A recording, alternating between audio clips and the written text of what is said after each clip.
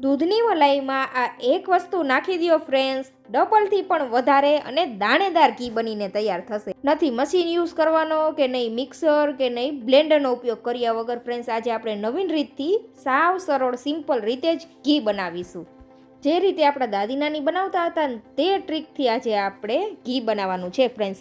તો અહીંયા મેં 1 અઠવાડિયાની મલાઈ લીધી છે, જેને આપણે 1 કલાક માટે ફ્રીઝરમાંથી બહાર કાઢી લીધી. જ્યારે મેં મલાઈ સ્ટોર કરાવીને ત્યારે મેં આની અંદર 1 ચમચી જેટલું મેરવણ ઉમેરી દીધેલું હતું, એટલે આ મલાઈ મીડિયમ એવી ખાટી છે. તો હવે જે આ મલાઈ છે ને તેને આપણે ફ્રીઝરમાંથી બહાર કાઢીને રૂમ ટેમ્પરેચર ઉપર આવવા દીધી છે અને આ રીતે એક મોટા વાસણની અંદર લઈ લીધી છે. હવે લઈ લેવાનું છે કોઈ પણ એક ગ્લાસ.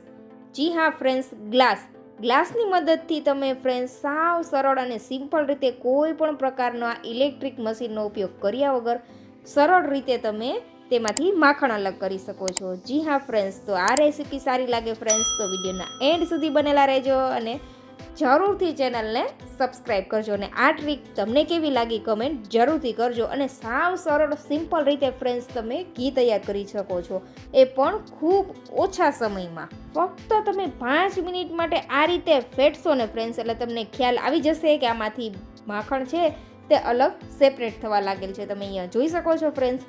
જો શિયાળો હોય ને તો તમારે તેની અંદર ગરમ પાણી ઉમેરવાનું, અને ઉનાળામાં તમે આ પ્રોસેસ કરતા હોય ને ફ્રેન્ડ્સ તો તમારે તેની અંદર ઠંડુ પાણી ઉમેરવાનું. તો અહીંયા જોઈ શકો છો આ રીતે માખણ છે તે અલગ થવા લાગેલ છે.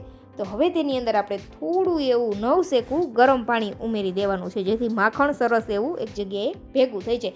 તો આ રીતે 5 મિનિટ માટે જ ફેટવાનું છે. 5 મિનિટ માટે ફેટશો ને ફ્રેન્ડ્સ એટલે સરસ એવું માખણ અલગ થઈ જશે. આ રીતે માખણ અલગ થઈને પછી જ તમારે તેમાં પાણી ઉમેરવાનું છે. તો અહીંયા આપણે અડધા ગ્લાસ જેટલું નવશેકું ગરમ પાણી લઈ લેશું, જેથી માખણ છે તે સરસ ભેગું થઈ જાય, એ પણ ફટાફટ. તો આ રીતે આપણે ચમચાની મદદથી માખણને અલગ કરી લેશું અને ફરીથી આપણે 2 મિનિટ માટે આ રીતે ગ્લાસથી ફેટી લેવાનું છે. તો તમે જોઈ શકો છો ફ્રેન્ડ્સ, આ રીતે બધું જ બટર છે આપણું માખણ કે બટર પણ કહી શકો છો, તે આ રીતે સેપરેટ થવા લાગેલ છે. આ રીતે ઘી બનાવશો ને ફ્રેન્ડ્સ એટલે તેનો સ્વાદ અને સુગંધ પણ એકદમ ટ્રેડિશનલ રીતનો જ આવશે. આ રીત ફ્રેન્ડ્સ એટલી કારગર છે ને કે તમે જો મિક્સર કે બ્લેન્ડરથી તમે બનાવતા હોય ને માખણ, તો આ રીતથી તમે મિક્સર અને બ્લેન્ડર કરતાં પણ ફટાફટ માખણ તૈયાર કરી શકો છો અને વાસણ પણ ખૂબ ઓછા ખરાબ થાય છે. તો આ રીતે તમે જોઈ શકો છો આપણું માખણ રેડી થઈ ગયું છે ફ્રેન્ડ્સ. તો હવે આપણે માખણને અલગ કરી લેવાનું છે. આ રીતે તમે જોઈ શકો છો જેટલી મલાઈ હતી ને એટલું જ માખણ થયું છે. આપણું વધુ વેસ્ટેજ પણ અહીંયા નહીં થાય, તમે જોઈ શકો છો ફ્રેન્ડ્સ. અને જેટલું માખણ છે ને એટલું જ ઘી બનવાનું છે ફ્રેન્ડ્સ. તો આ ટ્રીક જોવા માટે વિડીયોના એન્ડ સુધી જોડાયેલા રહેજો. વિડીયો પસંદ આવે ફ્રેન્ડ્સ તો ચેનલને જરૂરથી સબસ્ક્રાઈબ કરજો. તો હવે તમે જોઈ શકો છો આ રીતના ગ્લાસ ખરાબ થઈ ગયો છે, પણ આ ગ્લાસને આપણે સરળ રીતે સાફ કરીશું, તો તે પણ આપણે આગળ વિડીયોમાં જોશું. તો હવે આ રીતે આપણે માખણને ભેગું કરી લેવાનું છે. અને જે આ છાશ બચેલી છે ને ફ્રેન્ડ્સ, આપણે આને ફ્રીઝરમાં સ્ટોર કરેલું હતું, એટલે આ છાશ પણ સરસ એવી છે.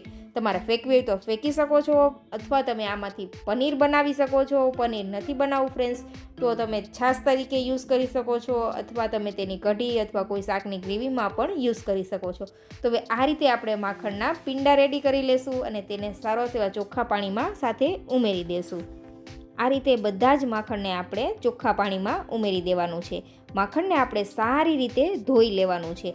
માખણને ધોઈ લઈને ફ્રેન્ડ્સ પછી તમારે જો આ માખણને સ્ટોર કરવું છે તો તમે આગળ સેન્ડવિચ કે બીજી કોઈ પણ રેસીપીની અંદર જો બટરનો યુઝ કરવા માંગતા હોય ને ફ્રેન્ડ્સ, તો આ બટરને તમે ફ્રીઝરની અંદર મહિનો સુધી સ્ટોર પણ કરી શકો છો, જરા પણ ખરાબ નથી થતું. અને ઘરે બનાવેલું હોવાથી એકદમ પ્યોર બટર છે ફ્રેન્ડ્સ, તો તમે તેને સ્ટોર પણ કરી શકો છો. પણ આજે આપણે મલાઈમાંથી ઘી જ રેડી કરવાનું છે ટ્રેડિશનલ રીતે જ. તો આ રીતે તમે જોઈ શકો છો ફ્રેન્ડ્સ, ખૂબ જ ઓછા સમયની અંદર આપણું બટર રેડી થઈ ગયું છે માખણ. તો હવે માખણને આપણે 2 થી 3 પાણીએ સારી રીતે સાફ કરી લેવાનું છે. અહીંયા જોઈ શકો છો ફ્રેન્ડ્સ, જે કંઈ છાશનો ભાગ છે ને તે બધો આ રીતે પાણીમાં આવતો રહેશે, એટલે આપણે આ પાણીને હવે ફેંકી દેવાનું છે. આ રીતે માખણને આપણે સારી રીતે ઘસીને સાફ કરી લેશું, જેથી શું થશે, છાશ અથવા પાણીનો ભાગ હશે તે બધો આની અંદર નીકળી જશે.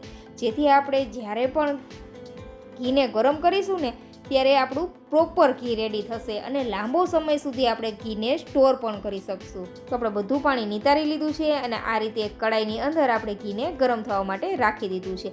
આ રીતથી ફ્રેન્ડ્સ તમે ઘી ગરમ કરશો ને એટલે લાંબો સમય સુધી તમે ઘીને ફ્રેશ રાખી શકો છો અને ઘીની અંદર જરા પણ કોઈ સ્મેલ નહીં આવે કે ફૂગ નહીં આવે. એકદમ દાણેદાર અને કણીદાર એવું આપણું ઘી રેડી થવાનું છે. ફ્લેવરફુલ ઘી તૈયાર થશે. જે રીતે આપણા દાદી નાની બનાવતા હતા ને તે જ રીતનું ઘી બનીને તૈયાર થવાનું છે. તો આ રીતે ચમચાની મદદથી આપણે ચલાવતા રહીશું જેથી ઘી છે તે તળિયે ચોંટી ન જાય.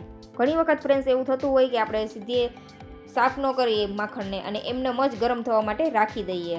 ઘણી વખત છાશ ખાટી થઈ જવાના લીધે આપણું ઘી પણ ખાટું થઈ જતું હોય છે, જે લાંબો સમય સુધી નથી ચાલતું અને તેની અંદર અલગ સ્મેલ આવવા લાગે છે. તો તે ન થાય ને ફ્રેન્ડ્સ, તેના માટે તમારે આવી નાની નાની ટિપ્સનું ખાસ ધ્યાન રાખવાનું છે.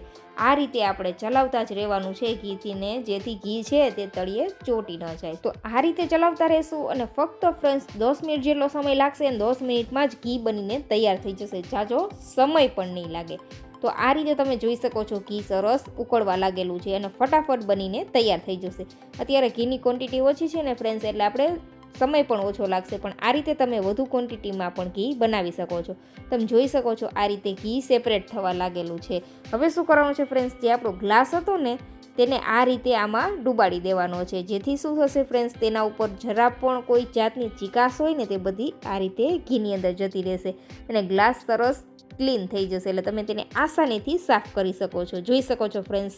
તો હવે તમારે કલાકો સુધી જાજા ઘીવાળા વાસણ પણ સાફ કરવાની ઝંઝટમાંથી છુટકારો મળી જવાનો છે ફ્રેન્ડ્સ. આ ટ્રીકથી ઘી જરૂરથી એકવાર બનાવી જોજો. તો હવે તમે જોઈ શકો છો ફ્રેન્ડ્સ, આ રીતે ઘી અલગ થવા લાગેલ છે, પણ હજુ કીટું છે તે કાચું છે, એટલે આપણે તેને પકાવવાનું છે થોડી વાર માટે. ઘણી વખત તમે જોઈ શકો છો ફ્રેન્ડ્સ, આ રીતે ઘી દેખાવા લાગે ને તો આપણે એમ સમજીએ કે હવે ઘી બની ગયું છે અને આપણે એમનેમ ઘીને ગાળી લઈએ છીએ, પણ ફ્રેન્ડ્સ તે રીત ખોટી છે. જો કીટું કાચું રહી જશે ને તો તમે લાંબો સમય સુધી ઘીને સ્ટોર નહીં કરી શકો. એટલે અત્યારે કીટાને પકવવું ખૂબ જરૂરી છે. કીટું છે તે ગોલ્ડન કલરનું થઈ જાય ને ફ્રેન્ડ્સ, ત્યાં સુધી તમારે તેને પકવવાનું છે, જેથી તમે ઘીને ફ્રીઝ વગર મહિનો સુધી સ્ટોર કરશો ને, 1 મહિના 2 મહિના સુધી, તો પણ ઘી ખરાબ નહીં થાય અને ઘીની સ્મેલ એવી ને એવી આવશે. તો આ રીતે ફ્રેન્ડ્સ તમે જોઈ શકો છો ઘી સેપરેટ થવા લાગે ને ત્યારે જ તમારે તેની અંદર નાગરવેલનું પાન ઉમેરવાનું છે. જી હા ફ્રેન્ડ્સ, નાગરવેલનું પાન. નાગરવેલનું પાન ખૂબ જ ઔષધીય ગુણોથી ભરપૂર છે, એટલે ઘીમાં ઉમેરવાથી તેના બધા ઔષધીય ગુણ છે તે આપણને મળી રહેશે. અને આ પાન ઉમેરવાથી ઘીનો કલર પણ સરસ એવો આવશે અને આપણને તેના ફાયદા પણ મળશે અને આપણે ઘીને લાંબો સમય સુધી સ્ટોર પણ કરી શકશું. તેની અંદર આપણે કોઈ બીજી સામગ્રી સ્ટોર કરવા માટે નહીં ઉમેરવી પડે. એટલે ફ્રેન્ડ્સ, એક નાગરવેલનો પાન જરૂરથી તમે ઘી બનાવો ત્યારે ઉમેરજો. જ્યારે ઘી અને કીટું અલગ થઈ જાય ને ફ્રેન્ડ્સ, ત્યારે જ નાગરવેલનું પાન ઉમેરવાનું છે. નાગરવેલનું પાન ઉમેરી દઈને પછી આપણે 1 થી 2 મિનિટ માટે થવા દેશું. એટલે તમે જોઈ શકો છો કીટું છે તે આ રીતે ગોલ્ડન કલરનું થવા લાગશે. એટલે આપણે સમજવાનું કે આપણું ઘી તૈયાર છે, પણ કીટું ગોલ્ડન કલરનું થઈ જાય ત્યાં સુધી થવા દેવાનું છે. અને નાગરવેલનું પાન આપણે અગાઉથી નહીં ઉમેરી દેવાનું. જો અગાઉથી ઉમેરી દેશું ને તો ઘીની અંદર કડવો ટેસ્ટ આવશે. એટલે તમારે જ્યારે ઘી અને કીટું છે તે સારી રીતે પાકી જાય પછી જ આ રીતે ઉમેરવાનું છે. તો અહીંયા ફ્રેન્ડ્સ તમે જોઈ શકો છો કીટું છે તે થોડું એવું હજી આપણને વ્હાઇટ કલરનું દેખાય છે, એટલે આપણે હજી 2 મિનિટ માટે તેને પકવી લેશું. તો અહીંયા જોઈ શકો છો જેટલી મલાઈ હતી ને ફ્રેન્ડ્સ, એટલું જ માખણ રેડી થયું છે અને એટલા જ પ્રમાણમાં ઘી તૈયાર થયું છે અને કીટું પણ વધારે નથી થયું. અહીંયા હું તમને ઘીને ગાળીને પણ બતાવીશ કે કીટું કેટલું થયું છે. તો ઘી રેડી છે ફ્રેન્ડ્સ. તો ગરમા ગરમ ઘીને આપણે 5 મિનિટ માટે ઠંડુ થવા દેશું. પછી આ રીતે કોઈ ડબ્બામાં આપણે ઘીને ભરી લેવાનું છે ગાળીને. તો આ રીતે આપણે સારી એવી નાની એવી ગણી હોય ને તેનેથી જ આપણે ઘીને ગાળી લેવાનું છે, એટલે કીટું છે તે ઘીની અંદર ન જાય અને આપણું ઘી છે તે લાંબો સમય સુધી સ્ટોર કરી શકીએ એટલા માટે. તો આ રીતે આપણે સારી રીતે ઘીને ગાળી લેવાનું છે. અહીંયા ફ્રેન્ડ્સ તમે જોઈ શકો છો જેટલી મલાઈ હતી ને એટલું જ આપણું ઘી અહીંયા તૈયાર થયેલું છે ફ્રેન્ડ્સ, અને કીટું પણ વધારે નથી થયું. અને આ કીટું છે ને ફ્રેન્ડ્સ, તે તમે ટેસ્ટ કરજો, એકદમ માવા જેવો ટેસ્ટ આવશે તેનો. તમારે તેની અંદર 1 થી અડધી ચમચી જેટલી ખાંડ ઉમેરીને થોડી વાર માટે આ જ પેનની અંદર જો કીટાને સાતળશો ને ફ્રેન્ડ્સ, તો થાબડી તૈયાર થઈ જશે. એટલું સરસ આ કીટું સ્વાદમાં લાગે છે. તો હવે આ રીતે ચમચીની મદદથી આપણે દબાવીને બધું ઘી છે તે આ રીતે અલગ કરી દેશું. તમે જોઈ શકો છો ફ્રેન્ડ્સ, ઘી આપણે જેમાં ગરમ કરેલું હતું તે પેન વધુ ડાર્ક નથી થઈ, એટલે આપણે તેને કલાકો સુધી ઘસવાની પણ જરૂર નહીં પડે. તમે ફક્ત 5 મિનિટ માટે તેની અંદર ગરમ પાણી રાખી દેશો ને એટલે આરામથી તમે આ પેન પણ સાફ કરી શકો છો. તો હવે જોઈ લેશું કીટું ફ્રેન્ડ્સ. આ રીતે દબાવીને આપણે બધું ઘી અલગ કરી દઈને પછી ફક્ત 1 ચમચી જેટલું જ કીટું અહીંયા તૈયાર થયું છે. તો જરા પણ વેસ્ટેજ નથી થતો ફ્રેન્ડ્સ. તો આ રીતથી તમે જરૂરથી એકવાર ઘી તૈયાર કરજો ફ્રેન્ડ્સ. એકદમ દાણેદાર અને કણીદાર ઘી બનીને તૈયાર થાય છે ફ્રેન્ડ્સ. એકદમ ટ્રેડિશનલ રીતે જ આપણે આ ઘી તૈયાર કરેલું છે.